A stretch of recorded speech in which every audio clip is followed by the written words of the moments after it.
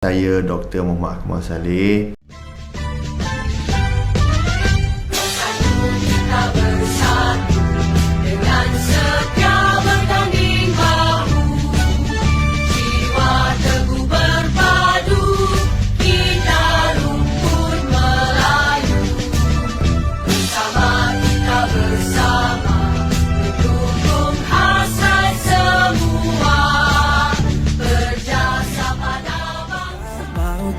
Bersama bila aku tiada bersamamu, aku rasa Ini adalah salah satu usaha daripada pihak Japrun untuk kita bagi kepada golongan-golongan yang tak mampu untuk datang ke nak menyaksikan wayang ni. Jadi pada masa sama kita meraihkan mereka sekali. Sebab saya selalu dulu masa kecil keluarga saya susah. Bila keluarga susah, bila ada setiap kali wayang dia, saya tak mampu nak pergi. Saya hanya dengar dari kawan-kawan saja apa kisah wayang ni. Tapi bila kita jadi YB hari ni, kita cuba nak bawa perasaan tu kepada semua. Jadi sementara nak tunggu nak buka sekolah minggu depan ni, jadi kita bawa dia sekurang-kurangnya mereka ni happy lah. Dan dengan harapan besok dia buka sekolah, dia akan cerita bahawa dia dah pergi tengok cerita ni, dia happy lah. Jadi ini menyembuhkan satu semangat dia nak pergi sekolah, semangat dia rasa dia nak cerita kawan-kawan, dia tak rasa terpinggir dengan kawan-kawan lain yang kata orang pun kedudukannya keluarga dia lebih tinggi daripada mereka ni. Saya setuju dengan perkara tersebut. Sebab apa? Macam saya kata, kita dalam keadaan kita takut kita terlupa. Jadi bila ada satu badan khas yang memantau bagaimana pemuda ini menunjukkan satu komitmen bahawa pemuda UMNO ingin menampilkan calon-calon yang kita orang rasa jamin dia punya kualiti ni sampai ke akhir. Jadi wakil rakyat bukan kena jadi yang berkhidmat, bukan yang berhormat semata-mata.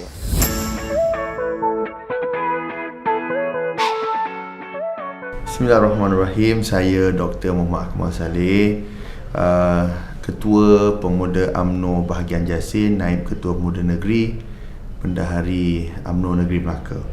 Sekarang ini saya sebagai seorang Exco Kesihatan dan Anti Dadah Kerajaan Negeri Melaka, dan insyaAllah saya ingin menawarkan khidmat saya sebagai Ketua Pemuda UMNO Malaysia.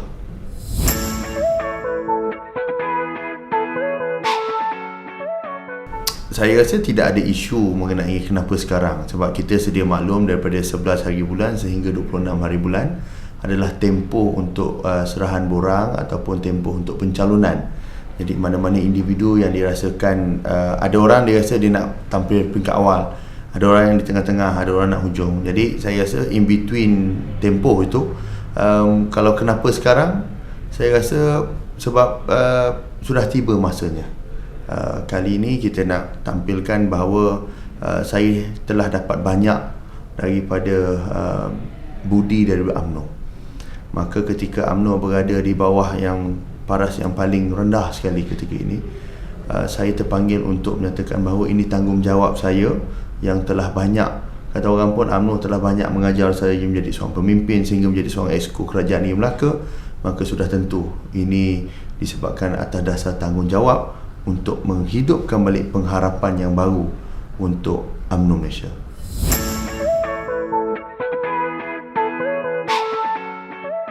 Saya tak suka berretorik. Ada orang dia akan beritahu ada apa yang nak dilakukan. Tapi bagi saya, it's very simple. Kita nak menang kembali pada PRU yang ke-16. Itu visi dan misi saya. Jadi, bagaimana dia akan dirangkumkan nanti apabila kita memegang jawatan. Tapi sudah tentu, saya bukan kata orang, kalau ada orang pandai bercakap tapi tidak ada bukti. Tapi saya lebih kepada tengok bukti yang telah saya lakukan di DUN saya, di Negeri Melaka. Dan anda semua boleh menilai. Kerana apa? Suka saya nak maklumkan ketika Pilihan Raya Negeri Melaka tahun yang lepas, apabila DUN Melimau DUN saya, kita menangi hampir 3,248 majoriti yang paling tinggi sekali di kalangan 21 ADUN Barisan Nasional. Dan walaupun pada PRU 15 hari itu pertama kalinya Parlimen Jasin kita kalah, tapi formula yang kita gunakan tu masih lagi mengekalkan undi di DUN Melimau, iaitu kita menang dengan hampir 1,200 majoriti di DUN Melimau. Jadi bagi saya, formula yang ada pada saya yang kita dah lakukan di DUN Melimau dah telah menarik ramai orang untuk menyokong UMNO ketika ini. Sudah tentu ia perlu dikongsikan dan ia perlu dilakukan bersama-sama dengan Barisan Pemuda UMNO Malaysia. Supaya apa? Kita sedia maklum, orang muda pada PRU 15 banyak yang menolak kita. Tetapi sudah pasti dia bukanlah menolak secara total, tetapi insya-Allah jika kita dapat puncanya, dapat formulanya, saya yakin orang muda akan kembali balik menyokong kita pada PRU 16.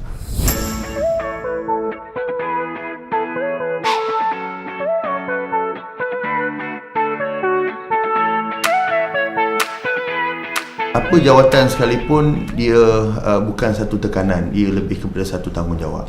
Bagi saya, apa yang lebih penting adalah bagaimana kita nak buat dan bagaimana, apakah bukti yang kita boleh buat. Orang kata dulu, bang, nak jadi exco tanggungjawabnya besar, terutama bagi saya yang baru berumur 33 tahun ketika itu. Tetapi kita berjaya lakukan. Pertamanya dulu, bila orang hampir tidak percaya apabila nama saya dinaik sebagai calon, iaitu orang yang paling muda sekali, mungkin rata-rata kata kemungkinan saya kalah. Tetapi dengan apa yang kita boleh buat, saya rasa kita boleh laksanakan dengan baik. Ini bukan soal sama ada besar atau tidak, tapi soal bagaimana capability ataupun kebolehan kita untuk menjawab tu. Dan insyaAllah saya yakin ini masa yang paling sesuai sekali untuk kita bantu pemuda, bantu UMNO untuk menang pada PRU 16. Pengharapan. Kita sudah hilang pengharapan orang muda sebenarnya. Orang muda melihat kita bahawa satu parti yang tiada harapan, yang dia rasa susah nak percaya. Tetapi kita kena ingat, pengundi ini mood dia adalah bersifat very dynamic. Kita kena tahu bahawa pada PRU, Pilihan Raya Negeri Johor dan Melaka, kita menang di hampir keseluruhan saluran muda. Tetapi PRU 15 kita kalah di hampir keseluruhan saluran muda. Sebab apa? Selang dalam tempoh setahun itu, mereka merasakan dia hilang pengharapan. Sebab kita sedia maklum dengan isu-isu ketidakstabilan berlaku dalam parti, isu-isu yang berlaku apabila kita tidak mampu untuk menanganinya, maka sedikit demi sedikit pengharapan orang itu terhakis daripada UMNO. Jadi tugas kita, sebab tu kenapa orang muda tidak mengundi UMNO pada PRU yang ke-15 yang lepas, sebab orang muda hilang pengharapan kepada UMNO. Jadi ini tugas kita untuk kembalikan balik semula kepercayaan dan juga pengharapan orang terhadap UMNO.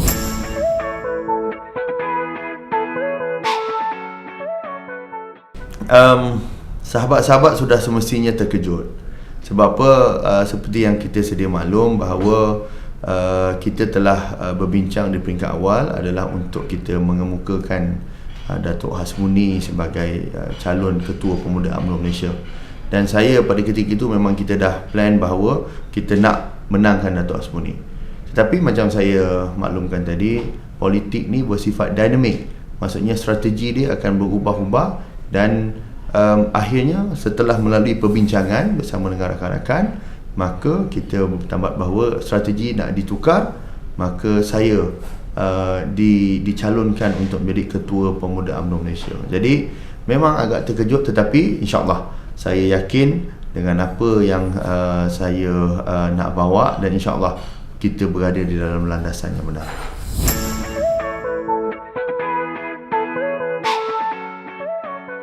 Pertamanya, UMNO kena menerima apakah faktor kekalahan kita, apakah sebab kekalahan kita.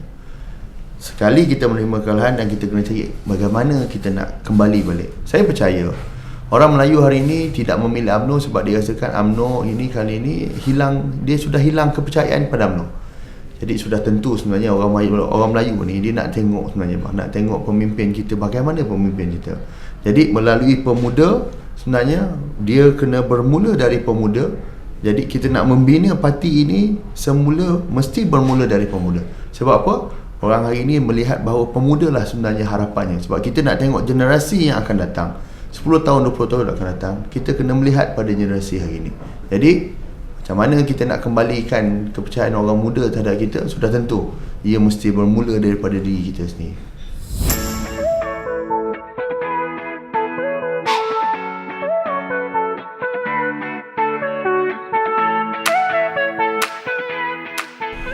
Pertamanya, inilah kerajaan yang telah dibentuk, bukan atas hasrat kita. Kita dulu menyatakan bahawa no PPBM, no DAP, no UMNO. Tetapi apakah option ataupun pilihan yang tinggal ketika pada selepas PRU15? Kita telah buat ketetapan bahawa kita mahu kekal sebagai pembangkang. Itu betul, memang itulah ketetapan kita. Tetapi akhirnya kerajaan tidak boleh dibentuk. Adakah kita mahu mementingkan soal politik kita ataupun mementingkan soal rakyat? Kerajaan hampir tidak boleh terbentuk hampir seminggu lamanya. Kerajaan Malaysia ini tidak mempunyai Perdana Menteri yang sebenar. Jadi sudah tentu ketika ini keputusan yang telah dibuat itu, saya percaya kepimpinan parti telah memikirkan apakah yang sebaiknya untuk parti. Jadi hari ini kerajaan perpaduan telah tertubuh. Sudah semestinya bang, saya kata, kita rasa di peringkat awal memang kita rasa kenapa kena harus bersama dengan DAP, kenapa dengan Anwar Ibrahim. Tapi jika inilah yang telah ditakdirkan, dan saya percaya Presiden pun telah menjawab, kepimpinan pun telah menjawab kenapa. Jadi takkanlah kita nak duduk di dalam satu pasukan yang berantakan. Memang kita dah tengok sejak daripada PRU14, kita tengok terjatuhnya kerajaan Pakatan Harapan, tertubuhnya kerajaan masa tu kita panggil kerajaan Muafakat Nasional bersama Barisan Nasional.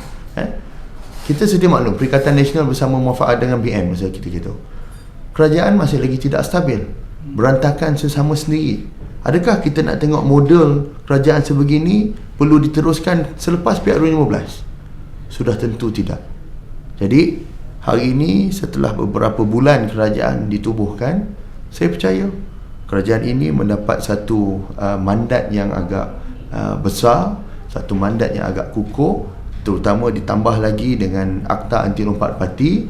Memang kita ada berantakan sesama kita pada permulaan, tapi hari ini kita boleh lihat bahawa pimpinan kita berjaya untuk menggarap semua ahli-ahli parlimen kita bersama, dan kita boleh tengok, kita boleh lihat kerajaan hari ini boleh melaksanakan tugas dengan cemerlang, dan insya-Allah kita percaya kerajaan ini, dan kita mahukan kerajaan ini kekal sampai penghujungnya. Sebab apa? Rakyat dah jemu, rakyat dah penat daripada situasi sebelum ni. Kita tukar hampir 3 kali Perdana Menteri. Bila setiap kali tukar Perdana Menteri, itulah kita tukar polisinya. Rakyat dah penat dengan sandiwara politik. Maka berhentilah sandiwara politik. Apabila kita tubuhnya kerajaan perpaduan hari ini, inilah satu kerajaan yang kata orang pun kerajaan yang kukuh, maka biarlah ia berlanjutan sehingga PRU16. Sebab apa? Ini bukan soal kita lagi. Ini soal bagaimana kita nak memberikan jaminan pada rakyat bahawa kita kena berhenti main politik, kita kena tumpu dan fokus pada rakyat. Dan inilah kerajaan yang telah kita tubuhkan, maka seterusnya lah.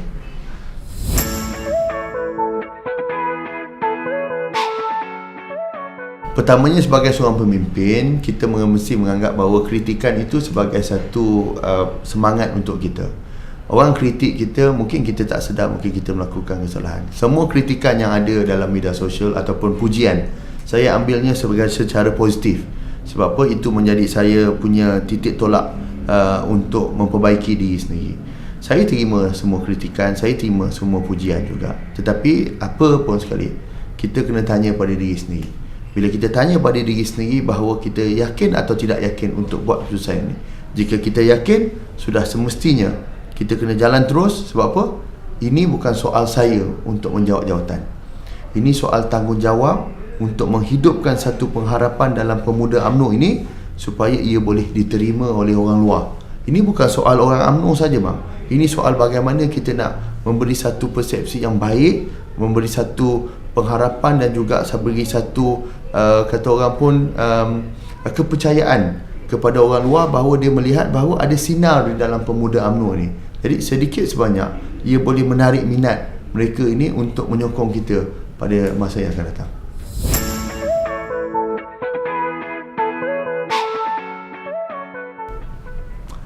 Saya adalah orang yang very detail. Setiap perkara yang saya nak buat tu, saya mesti tahu apa yang saya akan buat. Yang kedua, saya adalah orang yang easy going. Yang saya semua orang tahu kot yang tu. Yang ketiga, mungkin orang tak berapa perasan ataupun kenal, saya adalah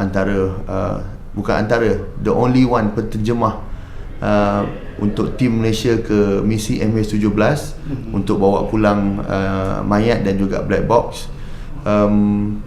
Saya suka minum teh.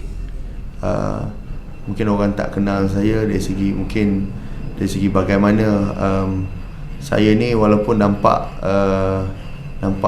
garang, tetapi saya ni memang seorang yang mudah lembut hati saya. Garang ke? Mungkin.